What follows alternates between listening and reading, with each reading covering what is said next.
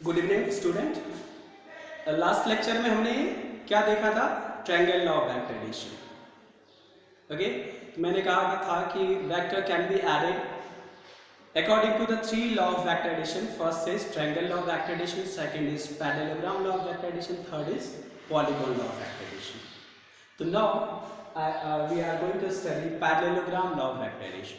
Okay, triangle के basis पे triangle law को डिफाइन किया गया, पैरेललोग्राम के बेसिस पे parallelogram law of vector addition को रिप्रेजेंट किया गया या डिफाइन किया गया। दोनों ही एग्जैक्टली सेम है। अगर हम दोनों को एक को दूसरे की तरफ देखना चाहते हैं तो वो भी पॉसिबल है।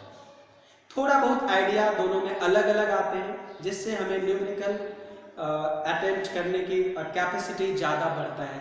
इसीलिए हम हर तरह के जो वेक्टर्स एडिशन होते हैं हम स्टडी करते हैं। ओके, इसीलिए पैरेललोग्राम लॉ भी जरूरी है, पॉलीगॉन लॉ भी जरूरी है। ओके, तो हम यहाँ पे देखेंगे इसमें अलग तरह से इफ टू वेक्टर डिफाइन करते हैं।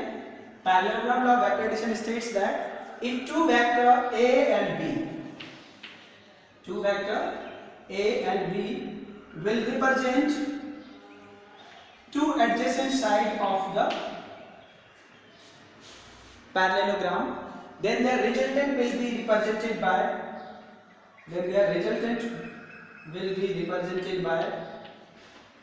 the diagonal of the completed parallelogram। ये देखो a और b दो वेक्टर है, हमने इस पैरेललोग्राम को कंप्लीट कर दिया, और इस कंप्लीट पैरेललोग्राम जो होगा इसका जो डायगोनल होगा ना, ये इसी को हम कहेंगे r वेक्टर, और this is resultant of a vector. This is not different from the triangle law of vector addition. इसको सिंपली यहां से शिफ्ट यहां कर दो तो क्या हो जाएगा? ये triangle law of vector addition हो जाएगा। And we can shift b vector from here to here from the property of vector. Shift कर सकते हैं। अगर हम शिफ्ट कर सकते हैं तो ये simply triangle law of vector addition भी हो जाएगा। ओके, तो यहां से ये एंगल कितना है? a एंड b है के बीच का एंगल थीटा है, और ये कितना है? अल्फा है, जैसा कि तब था। और इसी को अगर ये लेंथ ये b वेक्टर है तो this length will be b, magnitude of b के बराबर। This length will be equals to the magnitude of b के बराबर, राइट ना? तो इसको हम क्या कर देंगे, थोड़ा सा अगर यहाँ पे थोड़ा सा डॉटेड लाइन देखेंगे तो ये b होगा, तो यहाँ से भी हम डॉटेड लाइन ऐसे ड्रॉ कर देते हैं। तो अगर if this one is theta then this one is again theta and this one is b cos theta, similar to the triangle of vector addition, and this is a b sin theta, right? अब यहाँ पे this is the resultant, this right angle triangle देखेंगे, ये वाला बड़ा वाला right angle triangle में ये r जो है ये हाइपोटेनस है, a plus b cos theta base है, और b sin theta परपेंडिकुलर है, जैसा कि triangle law of vector addition में भी था। इसीलिए derivations of the magnitude of resultant of these two vector will be exactly same as in the triangle law of vector addition, that is equals to a square plus b square plus 2ab cos theta under root. Angle भी same आएगा, alpha का tan alpha will be equals to tan inverse tan alpha will be equals to the b sin theta divided by a plus b cos theta. इसको सिर्फ define करेंगे और इस तरह से। दूसरी चीज इसमें यह हमें पता चला कि if resultant of two vector will be always lies between a and b vector. जैसे दो वेक्टर a और b है ना, तो रिजल्टेंट हमेशा या तो इन दोनों के बीच में ही कहीं यहां हो सकता है, यहां नहीं हो सकता है। Resultant of two vector always lies between the two vector, a और b के बीच में ही लाई करेगा, राइट ना? Alpha is always smaller than theta.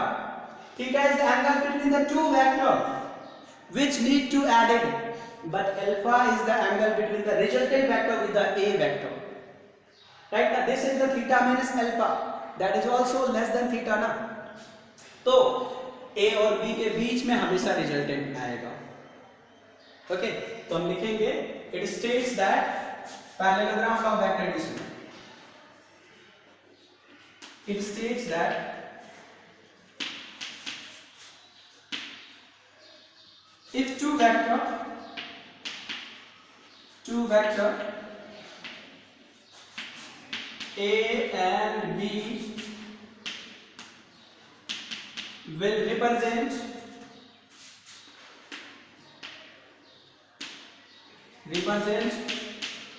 two adjacent side of the parallelogram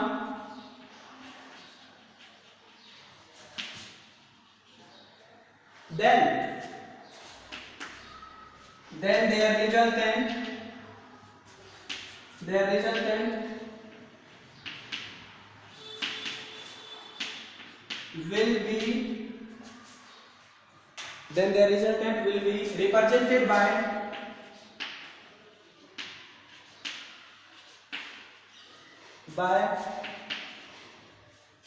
the diagonal of that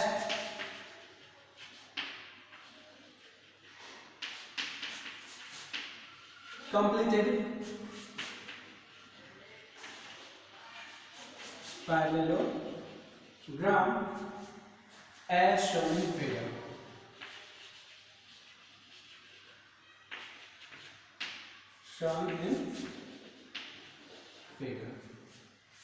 Right? Two vector A and B.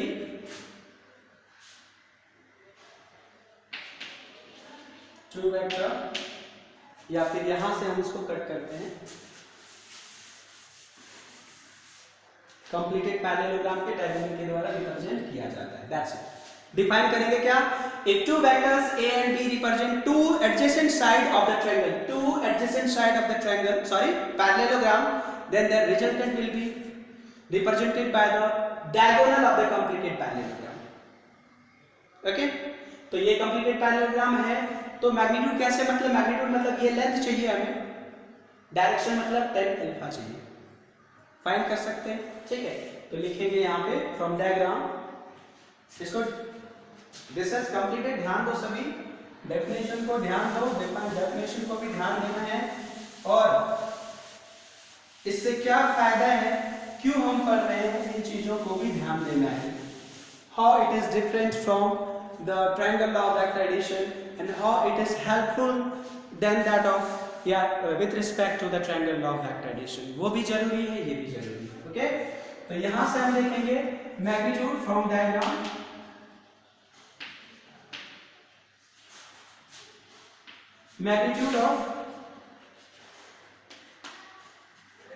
Magnitude of resultant vector R. R vector का magnitude R लिखेंगे simply. हम triangle और vector addition में हमने पहले पढ़ रखा है, तो मैं डायरेक्ट लिख रहा हूं a plus b cos theta base होता है square plus b sin theta का होल स्क्वायर. क्या मतलब है, ये लेंथ हमें फाइंड करना है. We need to find this length.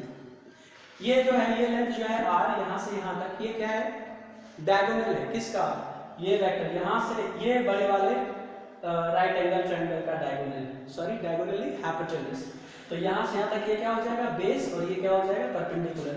Base का स्क्वायर प्लस परपेंडिकुलर का स्क्वायर. बेस क्या है, a प्लस बी का cos थीटा, और परपेंडिकुलर क्या है, b sin थीटा. इसको सॉल्व कर देंगे, हमारे पास वैल्यू आ जाएगा क्या, यहाँ पे हो जाएगा a स्क्वायर प्लस, हमने ऑलरेडी पढ़ रखा है, इसको तोड़ेंगे तो हमें वही मिलेगा, a square plus b square plus 2ab cos theta. Okay, कोई problem? Direction of resultant vector, यहाँ देखो ये दोनों के बीच में हमेशा बीच में आएगा. ठीक है, डायरेक्शन ऑफ रिजल्टेंट वेक्टर देखेंगे.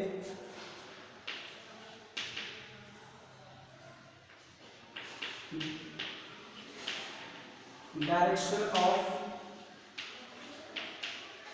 रिजल्टेंट वेक्टर आर क्या लिखेंगे, यहां से हम लिख देंगे, आगे लिख देते हैं tan अल्फा इक्वल्स टू, देखो अल्फा ये है, ये वाला राइट एंगल ट्रायंगल में this one will be alpha, this is the perpendicular, this is the base. tan alpha equals to perpendicular by base, that is perpendicular is b sin theta divided by a plus b cos theta, this is the angle. और यहाँ पे अगर alpha की value लिखेंगे तो और we can write alpha equals to tan inverse b sin theta divided by a plus b cos theta, this is the alpha. tan alpha equals to b sin theta divided by a plus b cos theta, alpha equals to tan inverse b sin theta divided by a plus b cos theta. Alpha here, alpha is the angle between the resultant vector and a vector, या फिर angle making by the resultant vector with the a vector। तो हम direction को, किसी भी vector को direction को या तो i j k unit vector के फॉर्म में रिप्रेजेंट करते हैं या तो एंगल के फॉर्म में। कैसे? 30 degree making with the horizontal, 60 degree making with the vertical, इस तरह से हम डायरेक्शन को रिप्रेजेंट कर सकते हैं। ओके तो यहाँ पे हमें क्या पता चला extra triangle law of vector addition से? whenever we are adding two vectors then their resultant will be always lies between the two vector। क्या एग्जैक्टली बाइसेक्ट करेगा एंगल को, इक्वी डिवाइड करेगा एंगल को? तो वो डिपेंड करेगा, ये यहाँ यहाँ यहाँ यहाँ यहाँ कहीं भी हो सकता है, इधर नहीं हो सकता, ए वेक्टर के बाद में हो सकता।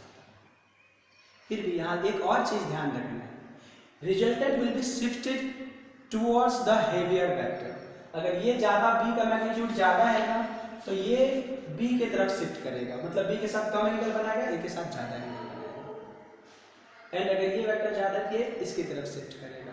It means angle with the greater vector will be smaller, resultant will making smaller angle with the greater vector and greater angle with the smaller vector। What it means? Resultant will be shifted always towards the heavier vector। Okay? अब मतलब या greater vector या vector in greater magnitude। दूसरी बात ये कहेंगे जब दोनों का मैग्नीट्यूड इक्वल हो जाएगा तो क्या होगा?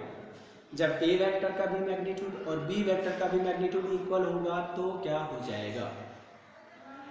तब जो रिजल्टेंट होगा वो a और b के बीच का एंगल थीटा को इक्वी डिवाइड करेगा। It means this are resultant making angle alpha with a and same making alpha with b। It means theta को दो पार्ट में डिवाइड कर देगा और ये जो हो जाएगा वो हो जाएगा थीटा बाय 2 और ये भी हो जाएगा कितना? Theta by 2। कब? When both the vectors a and b are equal. Otherwise resultant shifted towards the heavier vector. ये चीजें सबसे ज्यादा इंपॉर्टेंट। ओके मतलब इसमें इस टॉपिक में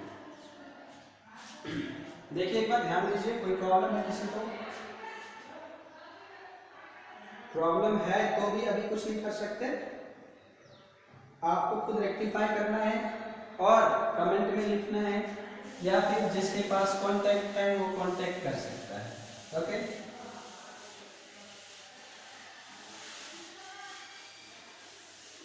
खुद से समझने का हैबिट डालो, इम्प्रूव करो।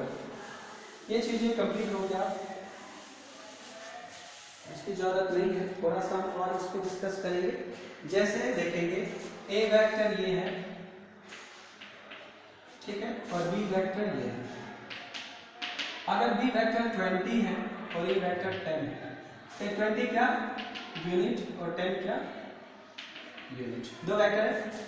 अगर इसके बीच का एंगल थीटा है, कुछ भी हो, राइट, तो ये अभी हम एंगल कितना होगा वो नहीं बता रहे, सिर्फ कह रहे कि जो रिजल्टेंट होगा that will be lies between a vector and b vector and कहां पे? इधर इधर किधर? तो ये बी के तरफ शिफ्ट करेगा, that will be closer to b, right ना? अगर ये थीटा 1 है या अगर ये अल्फा 1 है और ये अल्फा 2 है और ये टोटल थीटा है, तो ये जो रिजल्टेंट बनाएगा तो हम लिखेंगे b vector is greater than a vector, hence क्या लिखेंगे? Alpha 2 is smaller than alpha 1। ये चीजें सबसे ज्यादा इंपॉर्टेंट है, दोनों वेक्टर के बीच में रिजल्टेंट आएगा। ये देखो यही चीजें हैं, यहाँ पे भी यही चीजें हैं। ओके तो यहाँ पे जैसे जैसे ऊपर जाएगा ना, तो जैसे जैसे ये चीजें बढ़ेगा ऐसे, तो ये एंगल बढ़ता जाएगा, राइट ना? तो ये अगर छोटा होगा ये बड़ा होगा तो ये inclination will be greater, it means the resultant will be shifted towards the heavier vector always. Okay, तो यहां से देख लो ये हो गया हमारा b ज्यादा है तो b के साथ रिजल्टेंट का एंगल कम होगा, a के साथ रिजल्टेंट का एंगल ज्यादा होगा, it means alpha will be greater, alpha 1 will be greater than alpha 2। Okay, दूसरा देखेंगे, अगर ये वेक्टर इसको हम डिलीट कर हो गया, डिलीट करते हैं। नेक्स्ट क्या देखना है कि जैसे अब एक लाइव एग्जांपल देते हैं कोई वैल्यू के साथ, जैसे एक वेक्टर ये है a, ये 20 है, और दूसरा वेक्टर ये है b और ये भी 20। अब ये दोनों 20 है तो ये a क्यों, ये b क्यों? बिकॉज हम जानते हैं एक direction will be different then vector will be different. Okay, अगर ये डिस्टेंस है, डिस्प्लेसमेंट वेक्टर है तो metre will be 20 metre 20 metre. इसका रिजल्टेंट क्या होगा, अगर ये एंगल 60 है ना, if this whole angle is 60 then resultant will making r vector ये होगा, इन दोनों के बीच में आता है, इन दोनों के बीच में आया, दोनों इक्वल है तो ये भी 30 30 में डिवाइड करेगा। अब कैसे फाइंड करेंगे इसको, इसका रिजल्टेंट कितना होगा देखेंगे, मैग्नीट्यूड रिजल्टेंट इक्वल्स टू क्या हो जाएगा, a square plus b square plus 2ab cos theta. cos क्या है, 30 है, 60 है, थीटा क्या है, 60 है, because 60 is the angle between the vector which need to be added। तो क्या लिखेंगे, 220 है 28, 400 plus 2 into 20 into 20, a into b दोनों बराबर है, क्या लिखेंगे 400, और cos 60 कितना होता है, cos 60 हाफ होता है, तो cos 60 हाफ होता है, ये 2 कैंसिल, r विल बी क्या हो जाएगा 1 2 3, क्या हो जाएगा 3 into 400 का square root 20, answer will be 23 metre. What is this, this is the resultant of vector a and b having magnitude 20 and making angle 60 degree with each other। अब direction देखेंगे, magnitude of resultant,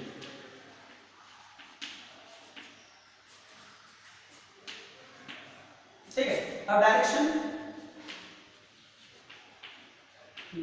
of resultant क्या देखेंगे, tan alpha equals to b sin theta divided by b cos theta, sorry a plus b cos theta. b sin theta मतलब 20 sin 60 divided by a 20 b 20 cos 60। यहाँ के बाद ये हमारा काम खत्म हो गया, तो हम यहाँ आ जाते हैं अल्फा को लेकर के। यहाँ सीक्वेंस देखिए, इस चीज को मैं यहाँ लिख रहा हूँ फिर से, तो tan अल्फा क्या हो जाएगा 20 sin 60 क्या होता है √3/2 और 20 प्लस 20 cos 60, cos 60 कितना होता है 1/, ये कितना हो जाएगा 10, तो tan अल्फा का वैल्यू क्या हो जाएगा, ये 10 है, ऊपर हो जाएगा 10 √3 डिवाइडेड बाय 20 प्लस 10 कितना हो जाएगा 30, और ये कितना हो जाएगा कैंसिल, √3 से ये कितना कैंसिल हो जाएगा 1/√3, तो tan अल्फा इक्वल क्या आया 1/√3। 1/√3 10 का कौन सा वैल्यू होता है 30 डिग्री, √3 इज 60 डिग्री, तो हम लिखेंगे alpha equals to tan inverse 1/√3। कल मैंने बताया था tan इनवर्स का क्या मतलब होता है, अल्फा इक्वल्स टू 30 डिग्री। मैंने यहाँ पहले बता दिया था क्या, यदि दो वेक्टर का मैग्नीट्यूड इक्वल है तो रिजल्टेंट क्या होगा, वो तो होगा, बट डायरेक्शन जो होगा वो या एंगल जो होगा रिजल्टेंट के साथ, दोनों ही वेक्टर इक्वी डिवाइड करेगा, या फिर कहेंगे total angle will be equi divided by the resultant. Okay, equal angle making with the a vector as well as equal angle making with the b vector. Okay, तो ये चीजें हैं और ये दोनों सिमिलर ही है। इस तरह से इसके बेसिस पे जो भी बुक है उससे क्वेश्चन सॉल्व करिए, कोई प्रॉब्लम है उसको पूछिए। ओके, तो नेक्स्ट जो है और भी ज़्यादा इंटरेस्टिंग और भी मल्टीपल वेक्टर्स को एक साथ हम कैसे जोड़ सकते हैं। यहाँ तो हमने क्या 2 ही वेक्टर को एक साथ जोड़ेंगे ना, 3-4 को तो इससे नहीं जोड़ सकते। 3-4 को जोड़ने के लिए मल्टीपल स्टेप्स करना पड़ेगा। लेकिन polygon law of vector addition जो नेक्स्ट लेक्चर में पढ़ेंगे वो और भी ज़्यादा इंटरेस्टिंग होगा और अलग अलग 2, 4, 5, 10 वेक्टर को हम एक साथ और बहुत क्विकली ऐड कर पाएंगे। उसके लिए वो भी जरूरी। ओके, वो भी कहीं ना कहीं इन दोनों वेक्टर्स से रिलेटेड ही है, कोई अलग नहीं है। ओके, तो आज का हम क्लास क्लोज करते हैं। नेक्स्ट हम कल मिलते हैं।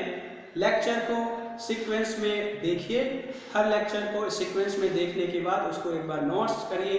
कोई प्रॉब्लम मतलब मल्टीपल टाइम्स कोई लैंग्वेज नहीं समझ आता है उसको फोकस करिए, खुद से भी समझने की कोशिश करिए। Everything will be clear. सब कुछ अगर आप देखोगे तो सही से क्लियर हो जाएगा, ऐसी कोई दिक्कत नहीं है। ओके, थैंक यू बच्चों।